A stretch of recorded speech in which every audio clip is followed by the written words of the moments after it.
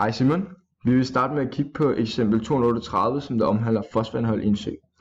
Vi har fået givet en model, som der omhandler udvikling af fosforindhold i en bestemt sø. Og hvis man så kigger på,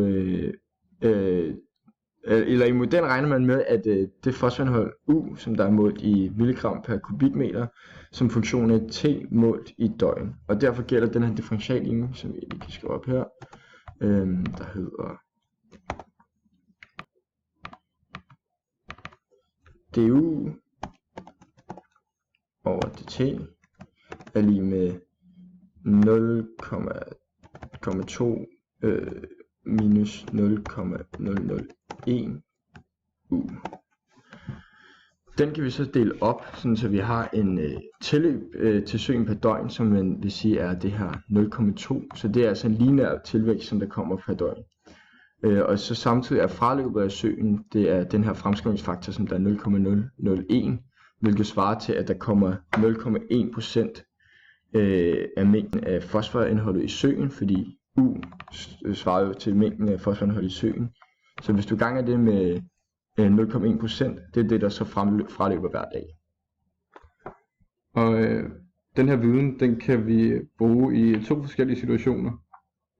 Og i en situation, hvor vi står med en sø med et lavt fosforindhold, der vil vi kunne se, at det ene lineære led, som Knud lige har fortalt om, er 0,2.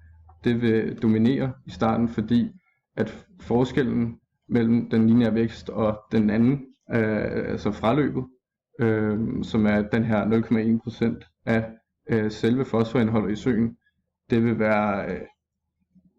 være positivt. Og derfor så stiger det lave fosforindhold i søen mod en værdi på 200.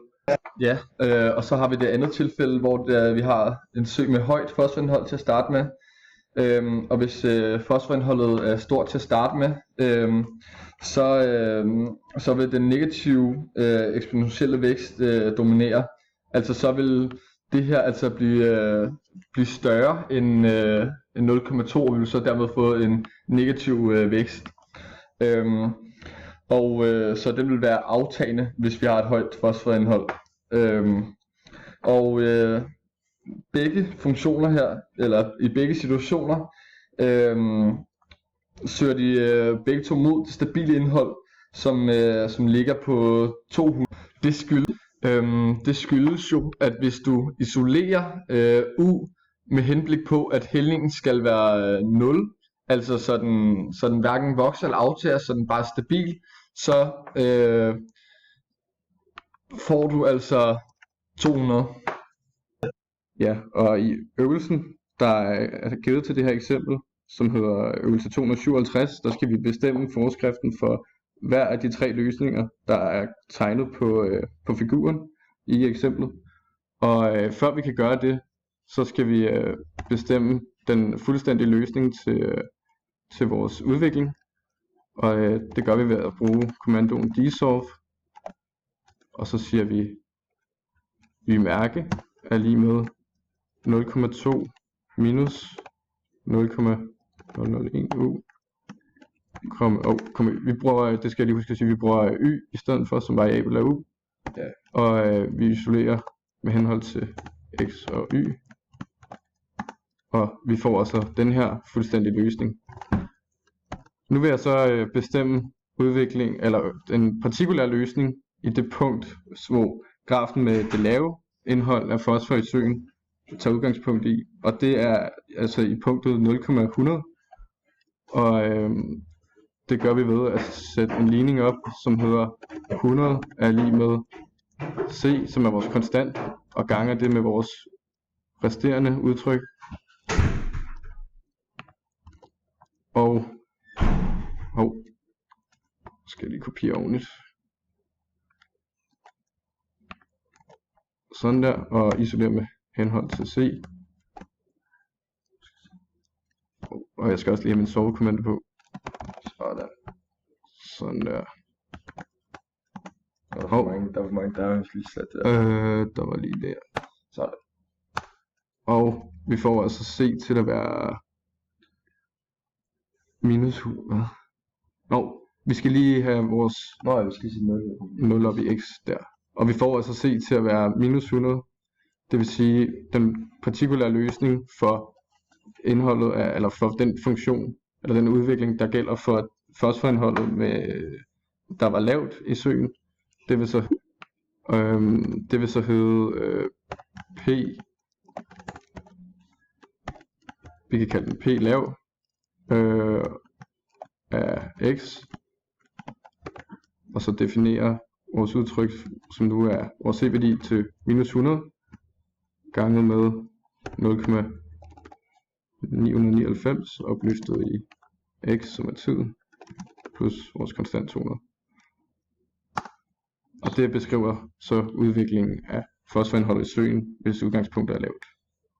Og som Thor forklarede før, så når vi har p stabil, den er så lige med 200, fordi det var da vi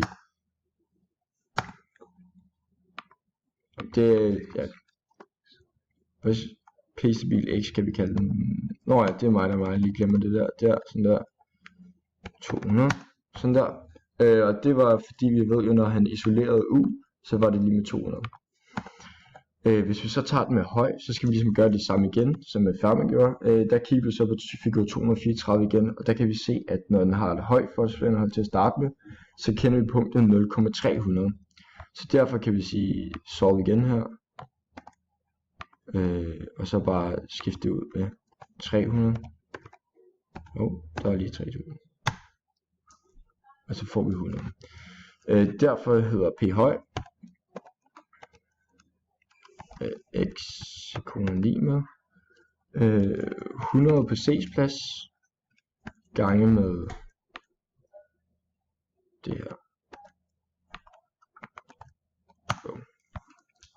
Og når vi så putter de her grafer ind i et grafvindue, så er de altså vent lige. Jeg glemmer lige at ændre nullet til x der. Så ændrer vi lige der til x. Sådan der. Og så ser grafen altså således ud. Så den øverste her, den orange her, det er med det høje fosforindhold. Den lyserøde her er med lavt fosforindhold i starten. Og så har vi den stabile vækst, eller den stabile her. Og vi kan se, både når der er højt fosforindhold, og når der er lavt fosforindhold, så går det imod 200. Så når x går mod uendelig, går u mod 200. Ja, men det rammer aldrig, for det er jo selvfølgelig eksponentiel vækst. Nu vil vi gå videre til eksempel 244, som der omhandler forurening i en sø. Og den store forskel ved den her opgave og den anden er, at tilløbet er ikke lineært. Grunden til, at det ikke er en lineær tilvækst hvert år, er fordi, at der er en sæsonvariation hvert år. Så dermed ser S, eller dermed svarer S til S af x, kan man kalde den, er lige med, S er lige med 2,5 plus 2 sin til 2 pi t. Det her det svarer så altså til tilløbet af det forurenede stof til søen. Og vi kan se her, at amplituden ligger altså på 2, og det vil altså sige, fra ligevægtspunktet, som er 2,5, så varierer den altså henholdsvis efter årstiderne på 2, så i årstiderne varierer altså mellem 0,5 mg per kubikmeter og 4,5 per kubikmeter. Og samtidig har vi vinkelfrekvensen, som er 2 pi. Men samtidig er der så også et fraløb fra søen på 20% af den mængde af stoffet S, der findes i søen. Og med de her forudsætninger og viden kan vi så nu opskrive differentialligningen. Det U over dt er lige med tilløbet minus fraløbet. Nu kan vi gå videre, og hvis vi kigger på eksempel 238, så vi, at der var det her tilløb til en sø også, hvor der var en stabilitet, hvor forskellen mellem det ene led i udviklingen og det andet led, det udligner sig, og at det efterhånden vil blive en stabilitet, et stabilt indhold af stoffet i søen. Og det sted vil vi ligeledes finde for det her eksempel, og det kan vi gøre ved at sove, som jeg allerede har gjort her. Og jeg vil gerne forklare det. Vi har et punkt 0,0, fordi at vores udvikling tager udgangspunkt i 0,0, og derfor kan vi altså finde ud af ved at løse ligningen med henhold til u, hvornår stabiliteten den indtræder, og det gør den altså ved et indhold på 12,5 mg per kubikmeter. Nu vil vi så lave den følgende øvelse til det her eksempel, som er øvelse 265, hvor vi skal ved hjælp af et CAS-værktøj bestemme forskriften for en løsning til den her. Og hvor vi også efterfølgende skal kommentere alle led, hvor vi har begyndelsesværdien u er 0 er lig med 0. Og det vi gør her, det er, at vi desolver vores differentialligning med u er 0, og det får vi så til at være den her forskrift. Hvis vi beskriver de forskellige led, så svarer det sidste led til stabilitetskoncentrationen, hvilket betyder, at når x går mod uendelig, så går det altså mod 12,5. Samtidig svarer de to sidste led til sammen, altså det her og så det her, til den uperiodiske løsning. Det betyder altså, at vi har den logistiske vækst her, og hvis vi kun sætter det her led ind, og det sidste led her efter minus, så får vi altså en logistisk vækst uden svingningerne, fordi det herovre er en harmonisk svingning. Samtidig viser det første led her amplituden, hvor meget den svinger, altså den svinger 0,31 fra bølgeøje til bølgeøje. Det her led er simpelthen bare 2pi regnet ud. Det betyder altså, at når vi rykker en hen på x-aksen, har vi 2 halve cirkler, eller 360 grader. Hvis vi så prøver for eksempel lige at sætte det sidste led ind, for at se hvad der sker, så kan vi se det her. Så kan du se, at det er den logistiske vækst uden svingning.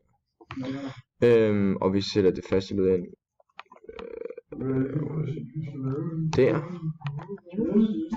Så er det svingningen herude. Så dermed kan vi jo se, at når man sætter dem sammen, så bliver det sådan den røde graf, som man kan se der. Og det var alt, hvad vi havde, Simon. Tak for i aften. Tak for i aften. Godmorgen, Danmark.